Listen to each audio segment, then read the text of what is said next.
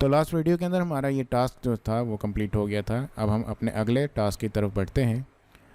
तो इसके अंदर एक बटरफ्लाई है और ये बटरफ्लाई जो रैंडम पोजीशन पे जो है फ्लाई करेगी जहाँ इसका दिल करेगा।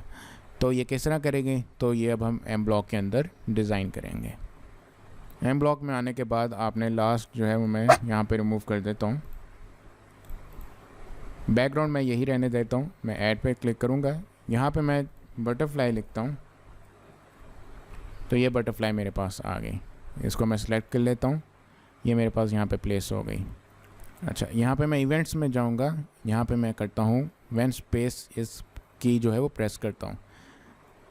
तो स्पेस की जो है प्रेस करूँ तो ये रैंडम पोजीशन के ऊपर मूव करे। तो लास्ट टाइम हमने यूज़ की थी ग्लाइड, 1 सेकंड के लिए, 1 सेकंड के लिए इस पोजीशन पे जाना।